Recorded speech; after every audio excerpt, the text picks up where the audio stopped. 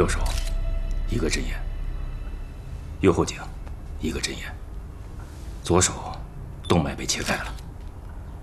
关键你看看这张微笑的脸，和前面4个也是一模一样。死亡时间1个小时左右吧。小陈，哎，死者是独居吗？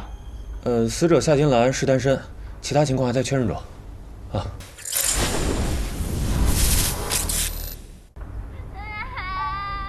爸爸，你在哪儿啊？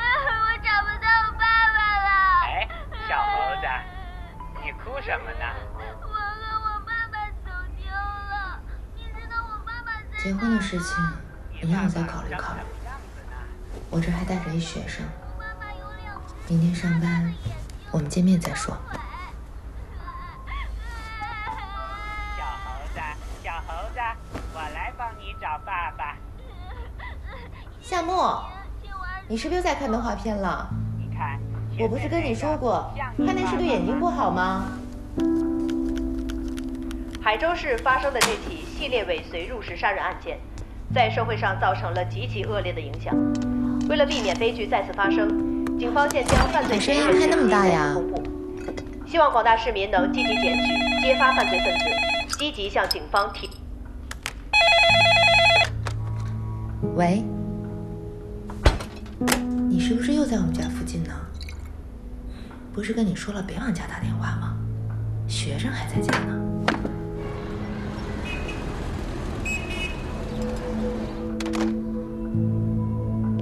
夏沫，下来。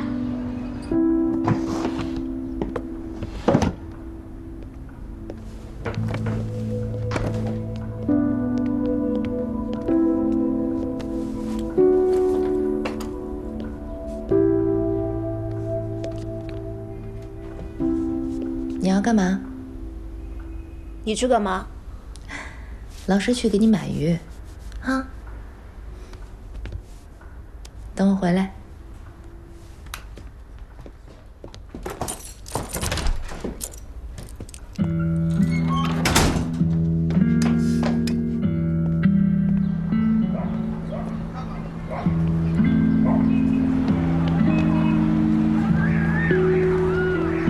陆佳，进来，进来，买菜去啊？对呀，进来，生意好吧？还可以吧。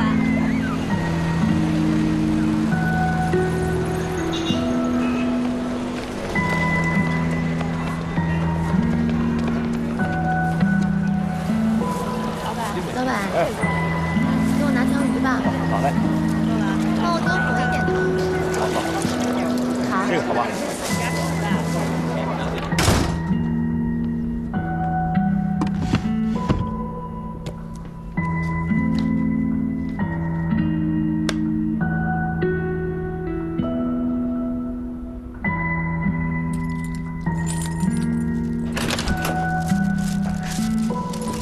哎，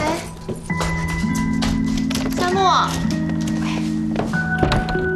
夏沫。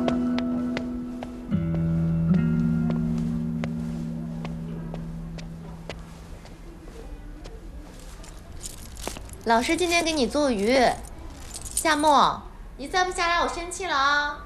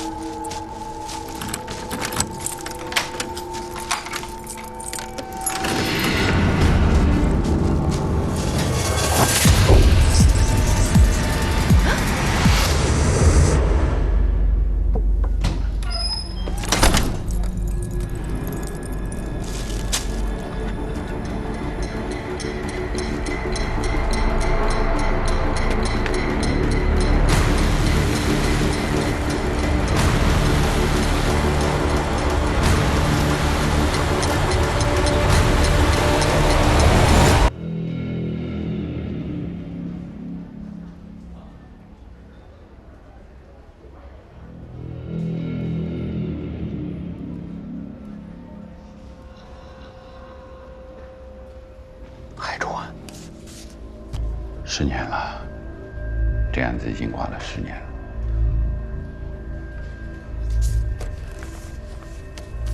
不要被他们微笑所欺骗，这就是肌松药起作用的结果。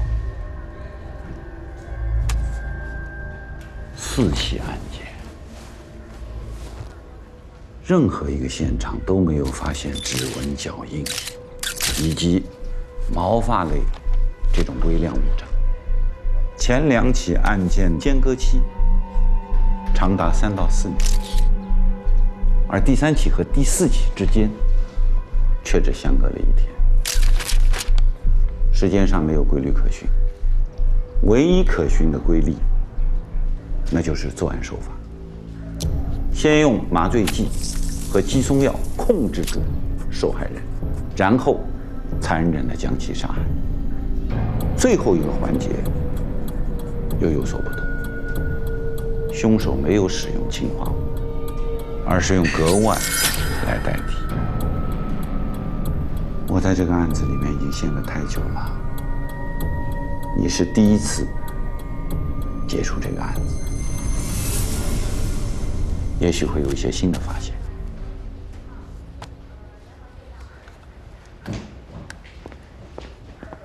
小张、小红，嘿，小红，高队，西郊突发碎尸案，你们几个跟我出警。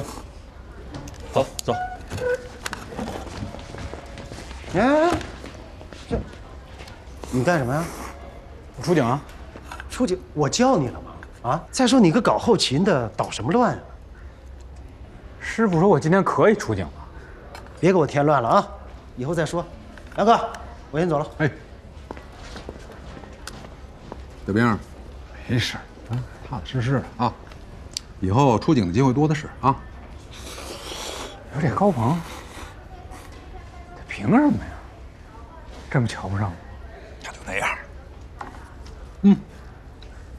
钱包给我。干嘛呀？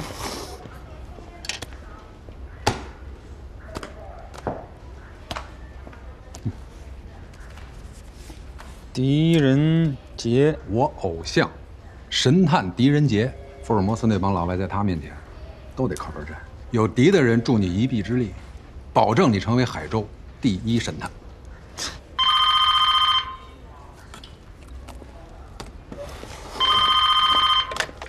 喂，你好，海州市刑警支队。喂，这个红庄路印刷厂小区出事了。什么？麻烦您再说详细一点。你们赶紧来，也许还有机会救人。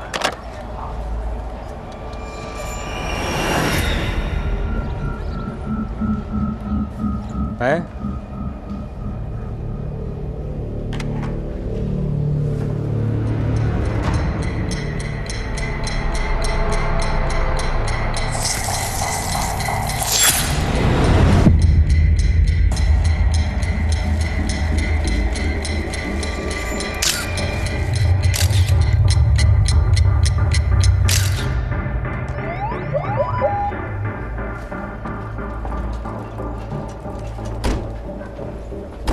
在这儿。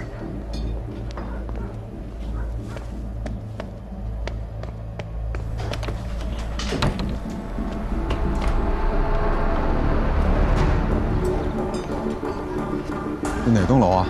具体门牌号有吗？没说，就是让赶快救人。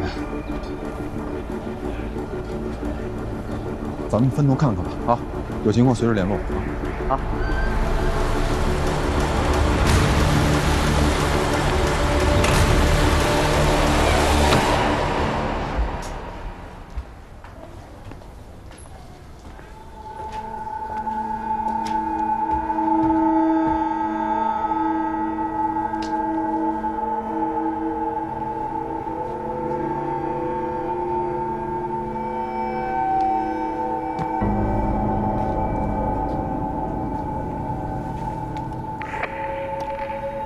杨哥，20天院302有情况，你快来。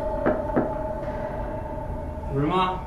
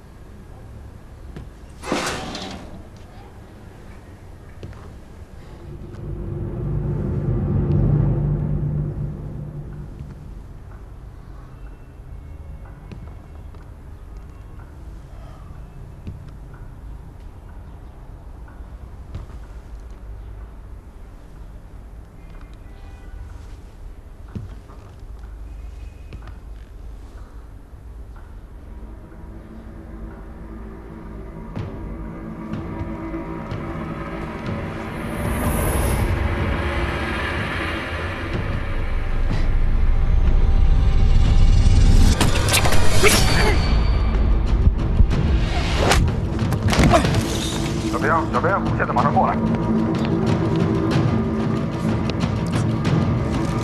别动！别动！别动！别动！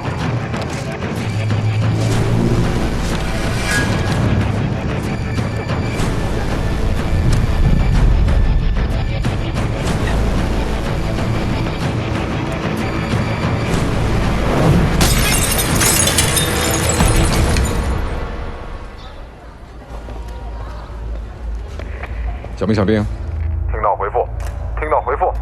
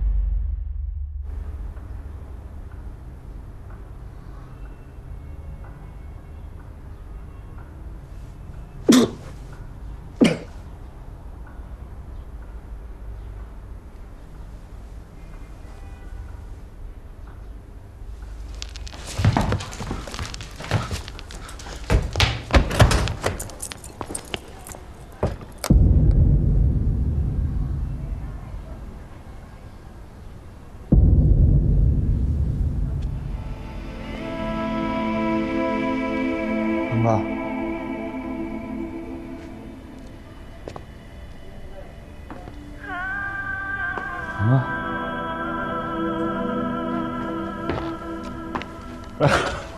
南哥，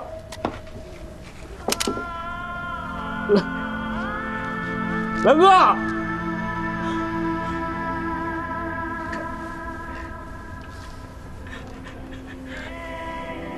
救命啊！救命啊！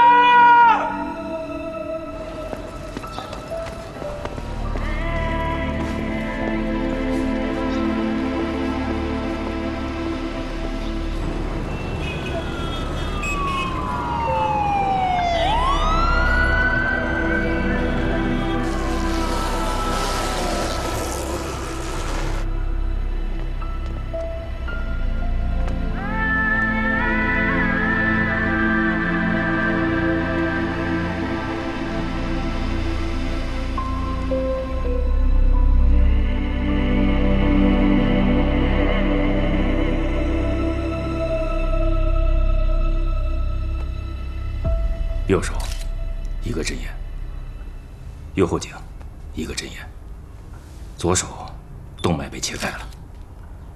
关键你看看这张微笑的脸，和前面4个也是一模一样。死亡时间1个小时左右吧。小陈，哎，死者是独居吗？死者夏金兰是单身，其他情况还在确认中。啊。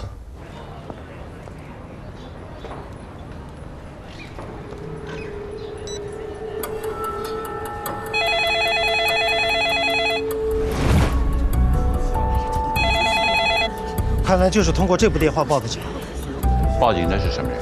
还不清楚。受害人死亡时间是11点50分，死亡过程15分钟左右，再加上5到10分钟的作案准备时间，倒推回去，也就是说11点25到11点30分左右，凶手进入受害人的家中。小兵接到报警电话的时间是11点25，从这个电话到受害人的家中，也就1-2分钟的时间。但问题是，如果电话是凶手打的，他为什么要报警？我觉得这是挑衅。老板，你还记得之前打电话的那个人长什么样，或者有什么特征吗？哎，陈队，这个老板呢，估计是第一次碰见这样的事儿，太紧张，话都不会说。但是基本的情况我都已经掌握了。这个电话亭的老板说，打电话的这个人戴着口罩和帽子，面相看不清，身高在1.8米左右，穿着深色连身制服，背着一个黑色的包。陈队，我们在这个通告上发现一枚指纹，在电话听筒上发现了同样的指纹，通过鉴定可以确定2个指纹是同一个人。刚刚电话亭的老板提到过，说犯罪嫌疑人的右手上布满了陈旧的伤痕，应该是烧烫伤愈合后形成的。能不能做进一步的处理？我尽量。2个指纹只能进行排除，无法用来确定嫌疑人。至少我们现在知道，犯罪嫌疑人的右手有明显的伤疤，总比一点线索没有要好。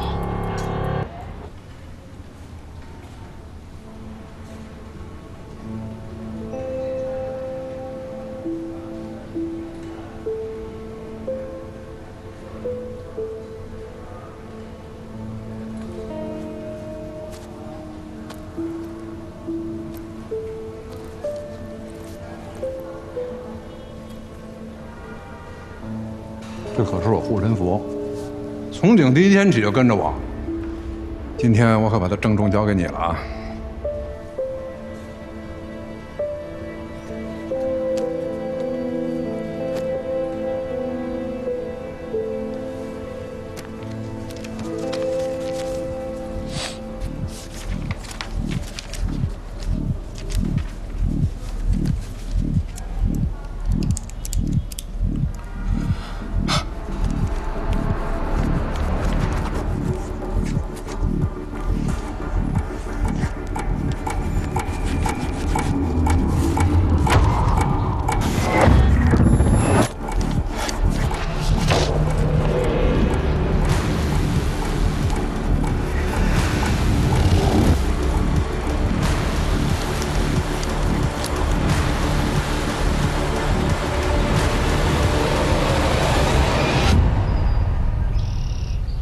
哎，小兵，没事吧？没事。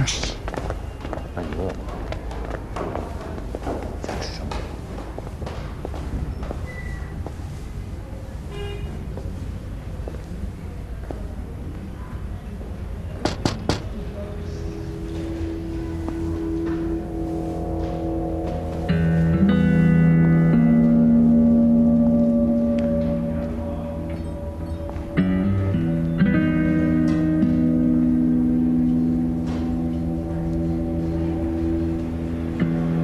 从医院跑出来的吧？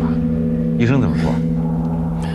叔，我知道凶手每次作案随身携带的是什么了。我刚才在医院把它画出来了，是一个金色长方形老式闹钟。闹钟？凶手就是每次会把闹钟放在受害者的眼前，亲眼看着自己的生命1分1秒的就这么消失。他应该是在享受这个过程。关王，师傅，重新下发一个通告。刚才小兵分析啊，嫌疑人在作案时，很可能在受害人的眼前放了一个闹钟。你们再去查一查，看看有什么新的线索。明白了。你怎么样？伤？养养就好了。要不给你放个假，回去休息2天。行。这小孩是受害人的学生，叫夏木，一直寄养在受害者的家里，亲同家人啊。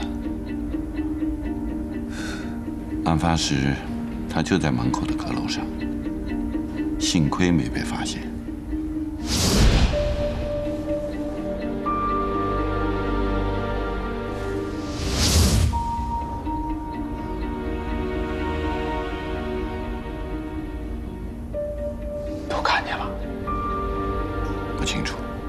到现在也不愿意开口说，要送医院检查一下。家里人正从外地赶过来，本来就是单亲家庭，他姥爷在外地，把他交给了他们老师抚养。结果现在，唉，先走了。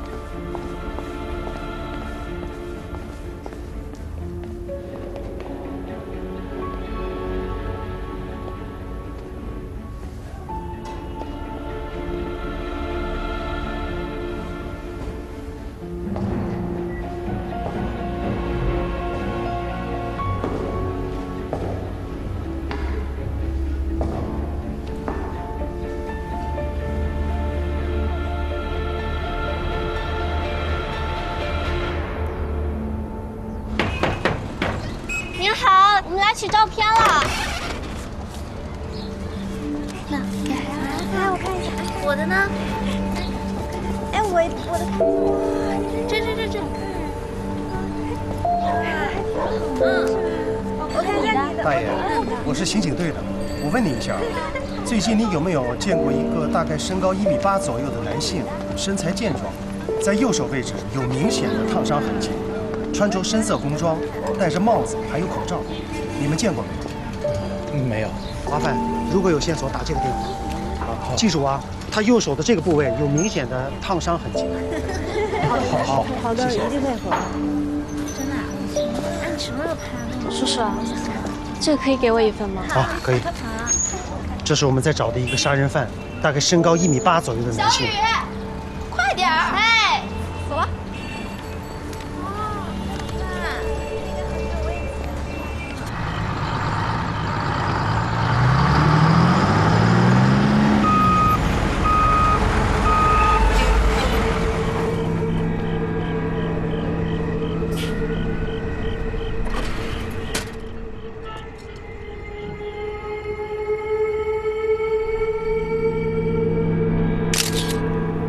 凶手乘坐公交车离开现场之后，将这个帆布包遗弃到车上。医院和药厂我们都查了个遍，并没有发现肌松类药物失窃的情况。闹钟也查了，厂家说10年前就停产了，现在市面上根本就买不到。手套上的血我们进行了比对，确定是李兰和受害人夏金兰的，没有发现第3个人的。电话和通告上的指纹，我在库里也比对过了，没有匹配到结果。在发现的这个帆布包上提取了多个血样，和5个受害人的血样全都匹配上了。不是5个，16个，还有2个。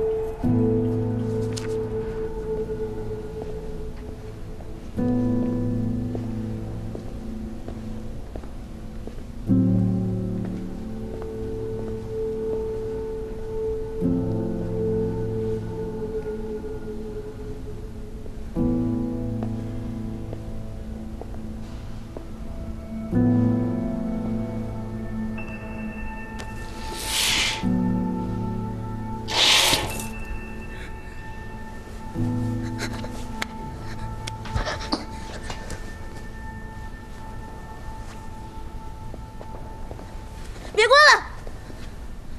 田木，别害怕，叔叔不会伤害你的，也没有人会再伤害你了。叔叔是警察。我看见你进去了，是你放走了坏人。你是拿着枪进去的，为什么不开枪打死坏人？为什么？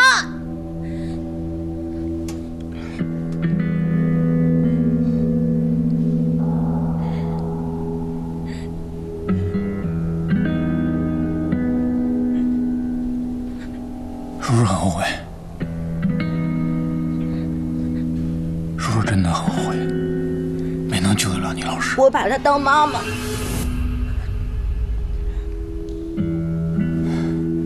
相信叔叔，只有我见过他那双眼睛，只有我。我跟你保证，我会亲手抓到的。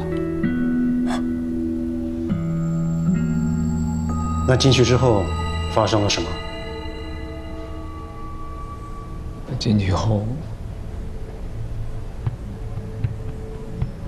客厅里没有人，然后我推门进卧室的时候，我就突然眼前一黑，然后我就意识到自己中刀了。你不是带了枪吗？站住！站住！那些都发生的太快了。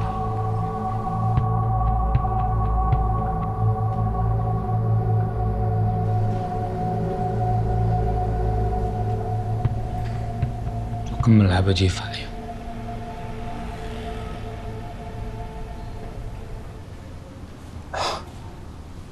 钱默，你能描述一下当时的情形吗？我跟我老师赌气，他出去买菜，回来后，我躲在了外面的阁楼里。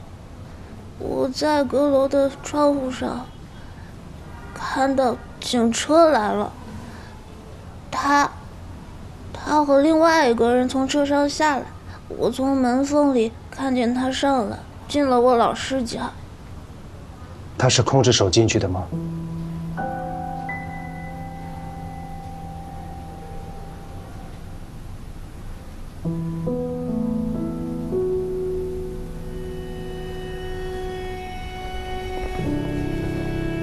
这边。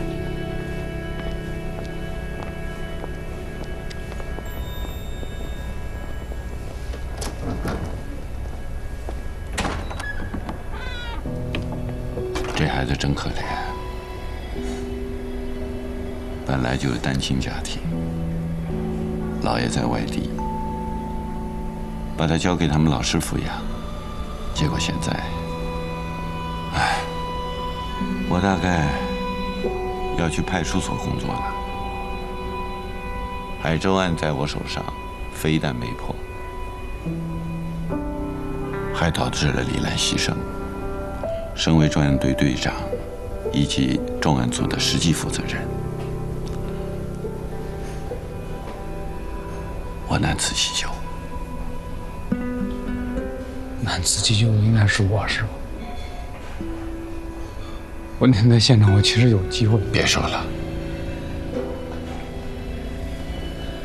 小边，有些责任放在心里，咱们必须要向前看。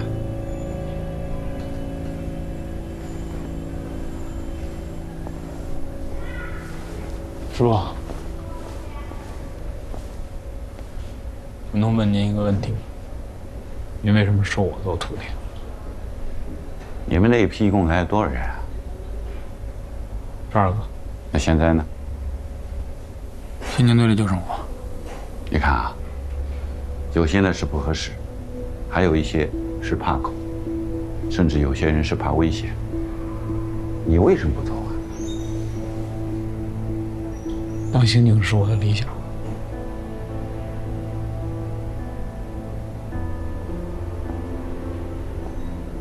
我要的是一个能咬住案子、永远都不松口的人。不管遇到多大的麻烦，不管别人说什么，不管过去多少年，一直追查下去，不抓到凶手，绝不放弃。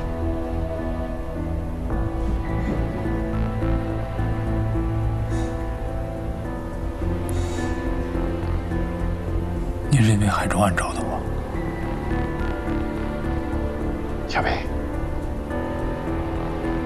师傅交给你了。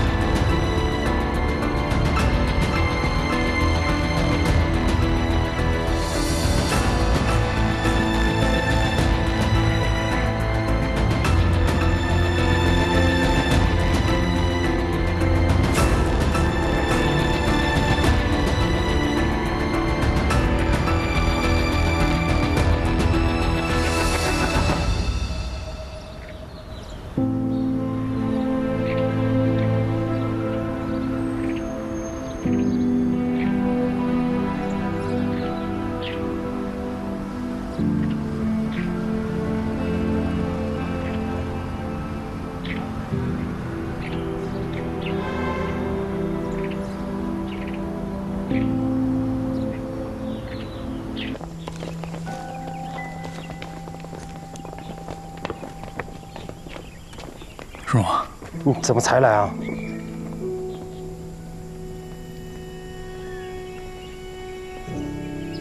并且要发现一具尸骨，我过去查一下。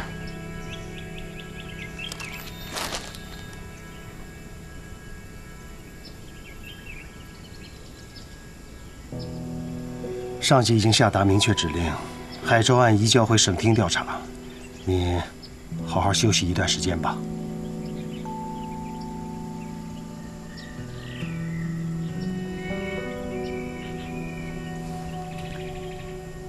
这是师傅交给我的任务，你让我休息我就休息。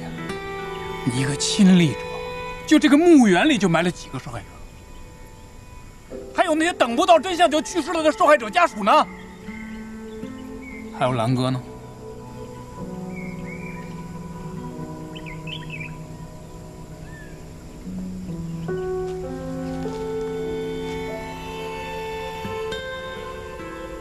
小兵，你不能再这么背着负罪感活下去了。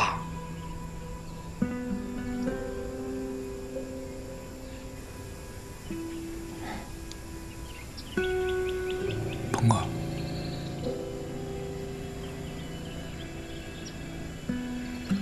有些人没有负罪感就活不下去了。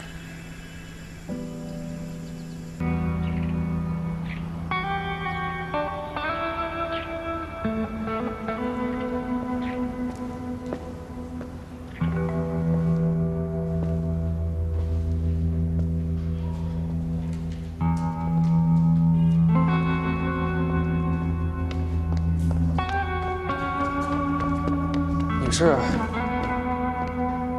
来报道了。哦，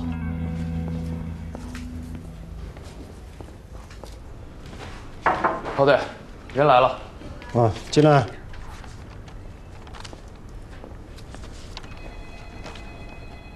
坐吧。来。全省警校大比武第3名。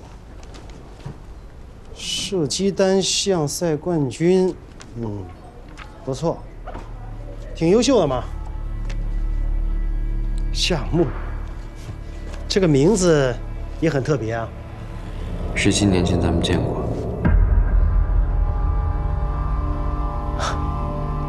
好久不见。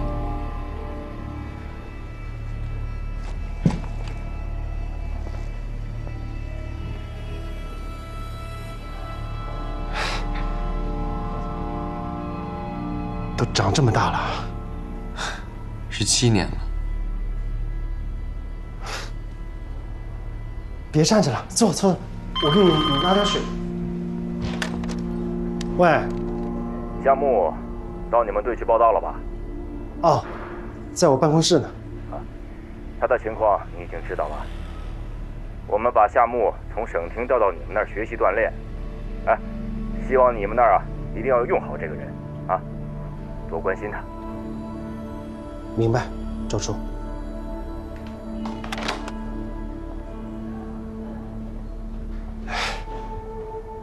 省厅刑侦处的周处很关心你啊。我们这儿反扒、法治、电信诈骗，你想去哪一队？我想去重案队。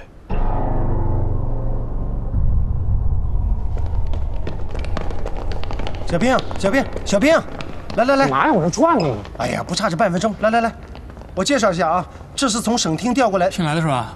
走，这正好够转的。哎，别乱跑啊，这可是命案。哎，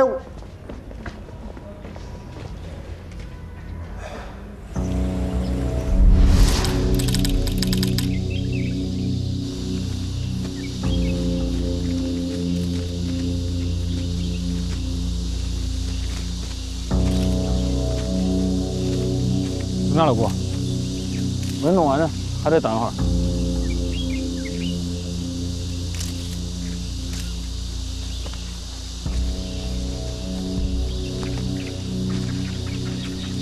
多少情况？现场发现2种脚印，一种是受害人的43码马丁靴，还有一种是39码的运动鞋，围绕尸体形成了明显的成趟足迹，初步推断是嫌疑人的。具体是什么牌子的鞋，还要采样回去后做对比后才知道。39的？怎么了？有什么不对吗？还有其他足迹吗？没了，就这2种。小刘，受害人叫马玉，42岁，本地人，仪表厂职工。我们呢也跟他老婆取得了联系。哎，你谁啊？据他老婆说，他每周日都会来这里爬山，一般都是上午8点左右从家开车出发，9点左右停到这边的停车场，一爬就是一天，中午饭都是山顶吃。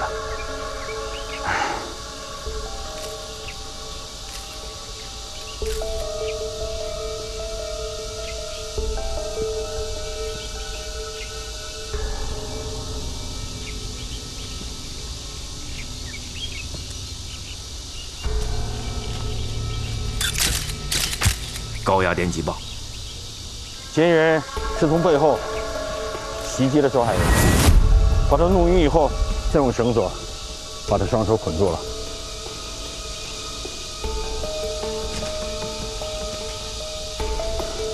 勒住脖颈，从背后把他勒死。死亡原因：机械性窒息。所以这草怎么回事？嫌疑人可能逼他生前吃了地上的草，也可能死后塞进去的。死亡时间应该是14个小时之前，也就是昨天晚上6点到7点之间。包，随身包。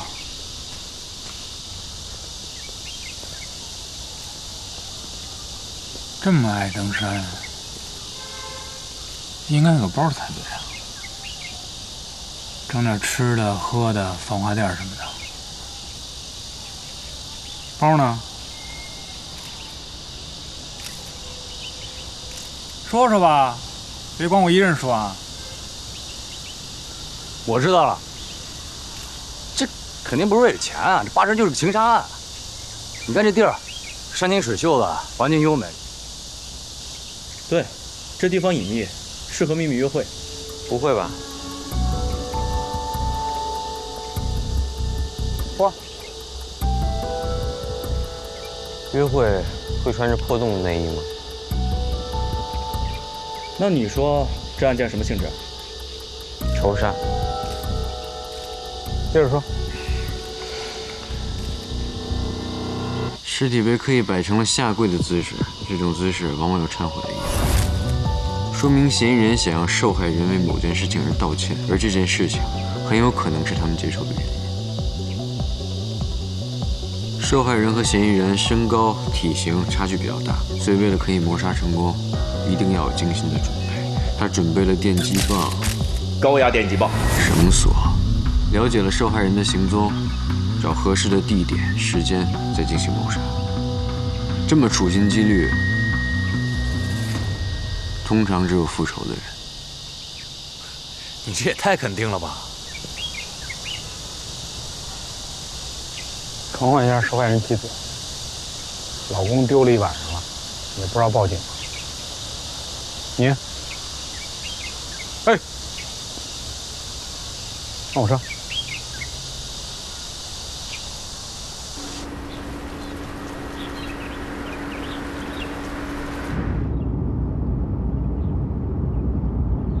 第一次出现场啊？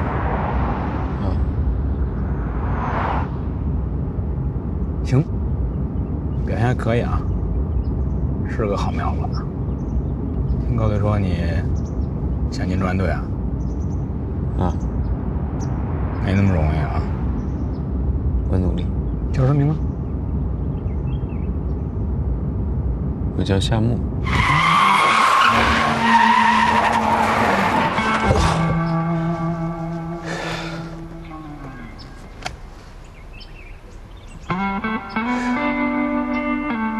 你再说一遍叫什么名字？这重案队队长我不干了，你找别人吧。又跟我耍混是吧？这小孩是谁你知道吗？你不提前跟我商量商量，直接就塞我队里了。我不想跟你打招呼吗？是你着急忙慌要走，我没有机会说呀。人、材料、周处的电话同时到，你让我怎么提前通知你？周处在电话里亲口告诉我，他想去哪个部门，尽量满足他。那你就答应了？行，我不干了。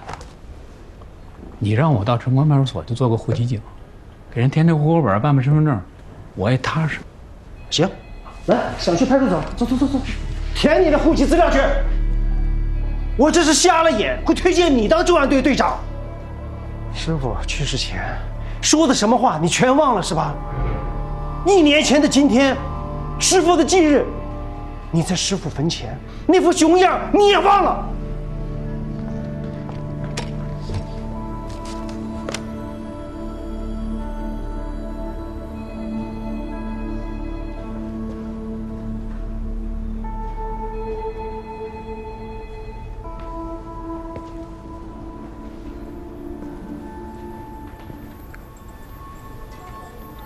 鹏哥，你想想啊，一个凶案现场的目击者，还是受害者的学生，过了这么多年，偏偏就选择警察这份职业，还就专门调到了咱们海州市重案队。你就不担心他是带着恨奔着海州案来的？你说的对，我就是担心这一点。所以当他说要去重案队，我反而放心，因为有你能看着他。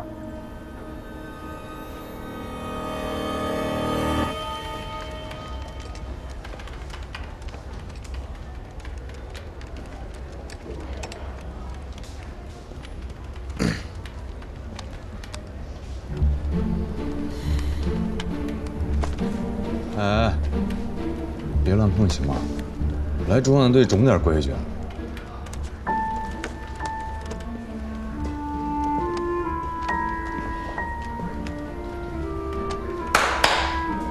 给大家介绍一下啊，夏木，省厅来的高材生，从今天开始加入咱们重案队，以后你就跟着我，我去哪儿去哪儿。哎，我坐哪儿？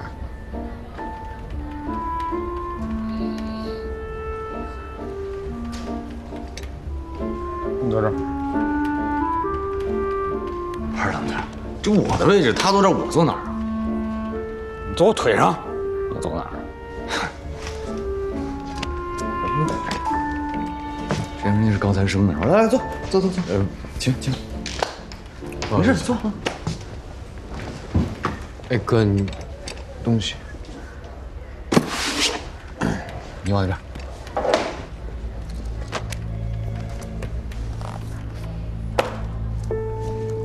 那你们平时夫妻感情怎么样？挺好的。你老公性格怎么样？他平时有没有得罪过什么人？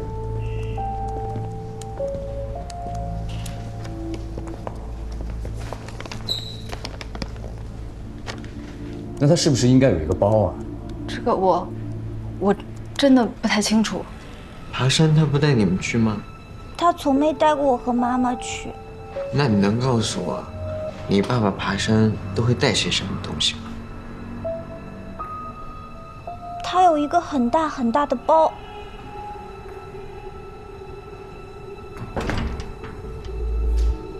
你还有什么事瞒着我？没有了。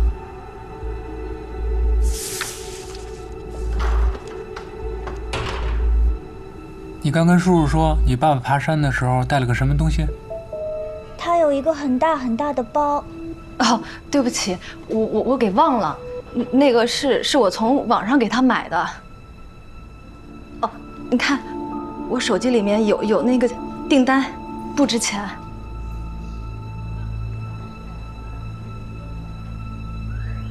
包里装什么？我真的不知道。他也从来不让我碰那个包。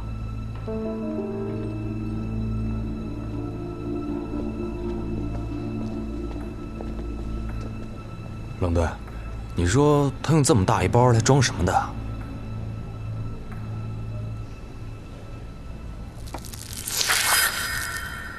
今天你那个新人看着很眼熟啊。夏金兰抚养那小孩，海州案那个，还是我亲自给他做的尸检。高队知道吗？知道。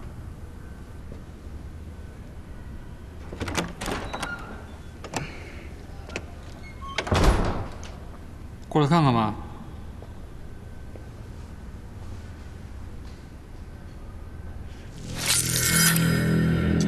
胃里没有泥土和草。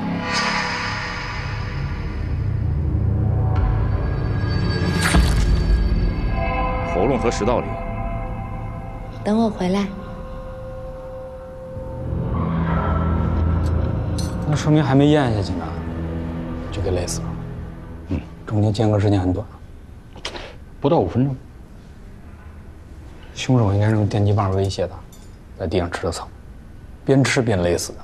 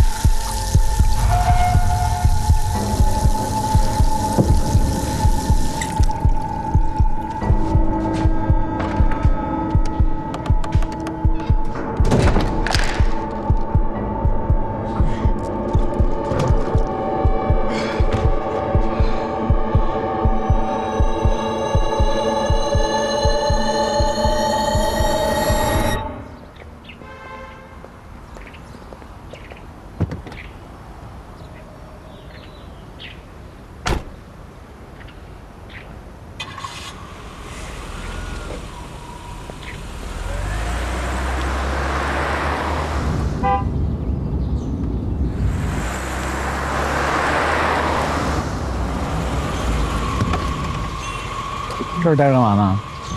我打车打不着。送你一趟吗？不用麻烦了。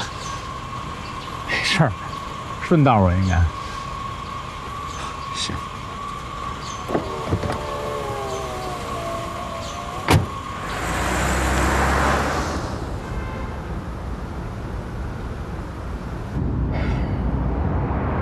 住哪儿啊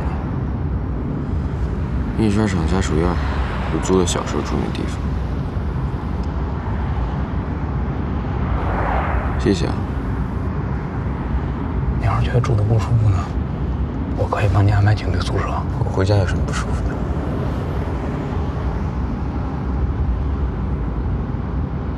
送你回去。要不然先去老工业区那边吧。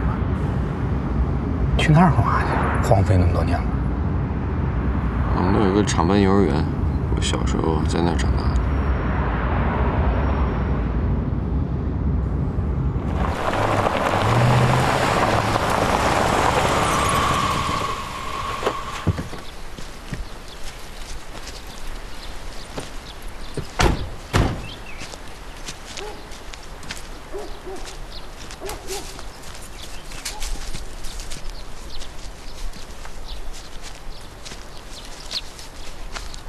就这样。小时候我爸妈就没了，姥爷是个护林员，没时间照顾，就把我寄养在他认识的一个本家夏老师家里，上小学也住那儿。不认识的还以为我是他儿子。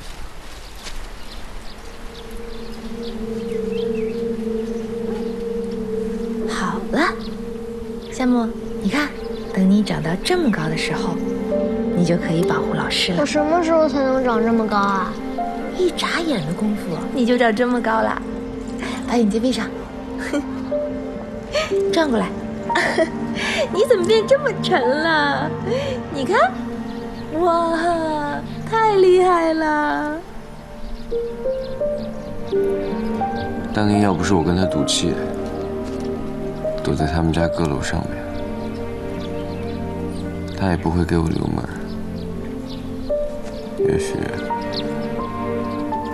也许他就还活着。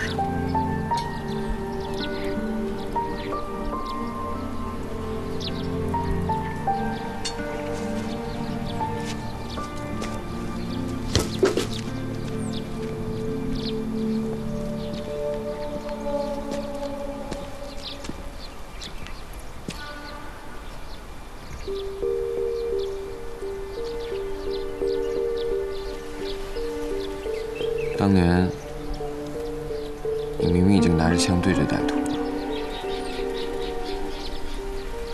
为什么不开枪啊？第一次出外勤，没想到情况那么严重。你怎么样？害怕了呗。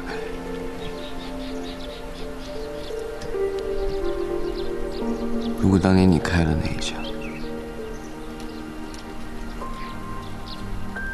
他也许还活着，你知道吗？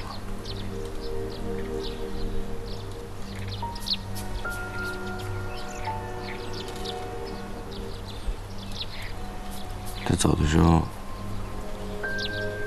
痛苦吗？你要是想查海州案，帮你。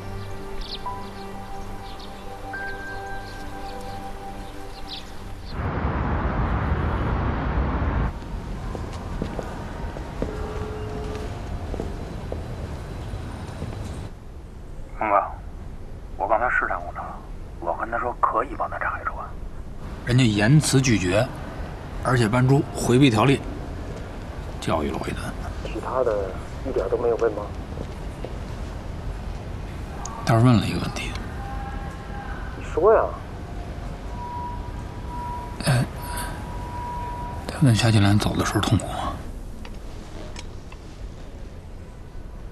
你怎么答的？大哥，我能怎么说？是你怎么说？往好了说呗，抹过去呗。那就对了，千万不能把真实情况告诉他。是。警校是问了吗？我联系过了，他的面试和心理测试都一切正常，要不能被省厅招进去吗？那就是真正的品学兼优呗。行了，回去早点休息吧。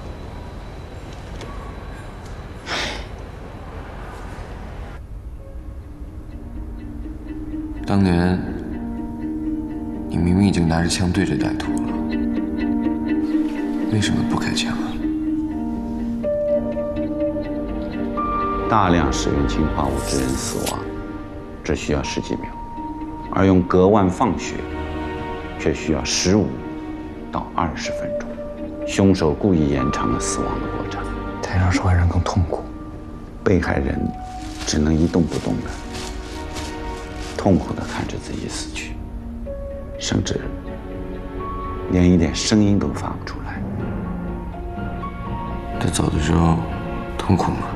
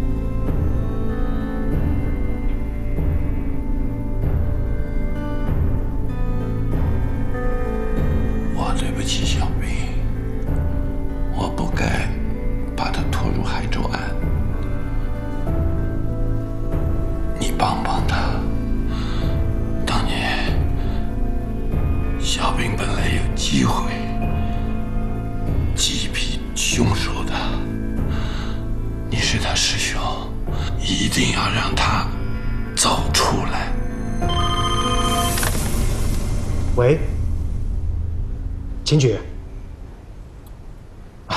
我正想给你打电话呢。是这样啊，针对全省尚未破获的积案和冷案，省厅决定要展开一场攻坚作战，要给全省老百姓和受害人家属一个满意的答复。命案必破，不光是在嘴上喊喊，是任务，是决心，但更是压力。这次省厅点名的第一个案子就是海州案。咱们想到一块儿去了。我正想向您申请成立专案组，调查海州案。行，你先报个名单上来，其他还有什么要求，你尽管提，只要我能办到的。我只有一个要求。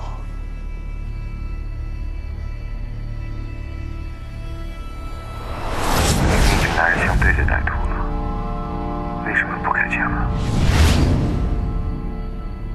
第一次出外勤，没想到情况那么严重。你准备好？害怕了呗？如果当年你开了那一枪，他也许还活着，你知道吗？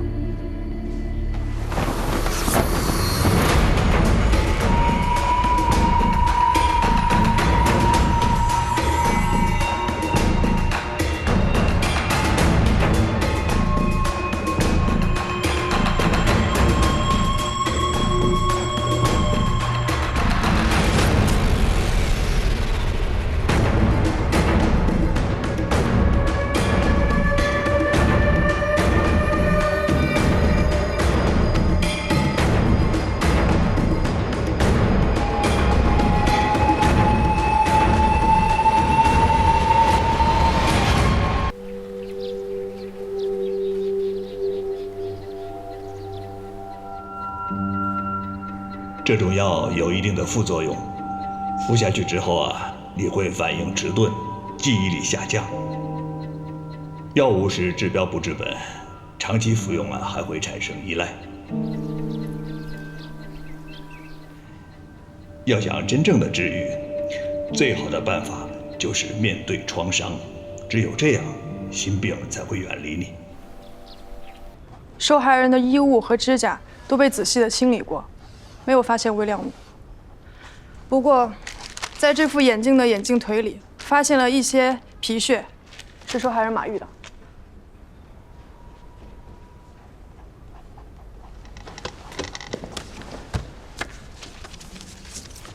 这些足迹我都看过很多遍了，没有发现什么异常。脚印是有问题的，虽然同样是39号的脚，但我觉得是2个人的足迹。我姥爷之前在湿地保护站工作，他们很大一部分工作就是要辨别盗猎分子的足迹。你们看这3张照片，2个脚印发力点均匀，左右脚深浅是一样的。但是这组照片，左右脚的脚印深浅明显不一样，而且是左脚深，说明这个人的发力点是在左脚上，证明是2个人。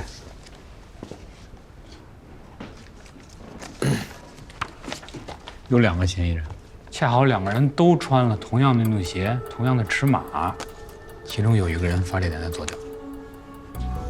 这是受害者的行动轨迹，从这条小道上下来，到达了这个点，然后朝这个方向有个折返，最终的受害位置应该是在这里。中心在左脚的那个人从这条路上来的，到了尸体周围不停地转。一直在尸体附近徘徊，然后原路返回。而左右脚发力平均的这个人和受害者一样，是从这条小路上下来，同样也跟受害者走向了这个方位，有一个折返。这些区域都是3个人脚印重叠的地方，而只有这个是2个人脚印重叠的地方，所以我们的重点应该是在这儿。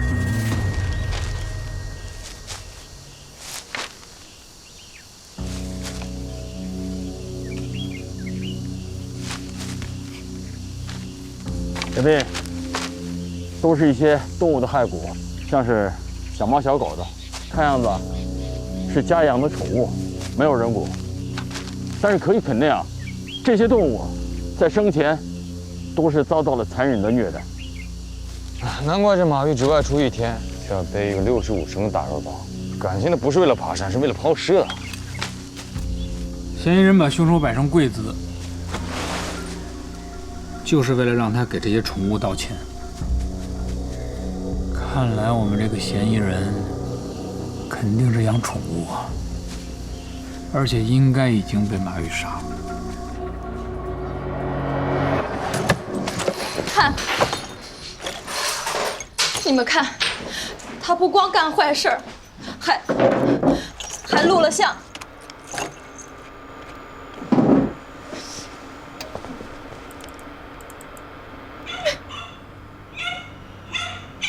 前2天梦见我的视频，这磁盘损伤还挺严重的。这种事为什么不早点报警啊？他说我只要报警，他就打死我。电脑带回去，我得仔细查一遍。找找这些猫狗的主人，嫌疑人可能就在里边。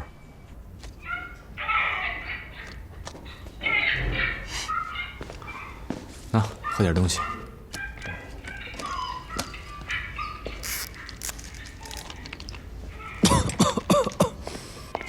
团队，马跃他老婆交代，他从5年前就开始虐待动物了，但是在电脑上找到的只有这2年的。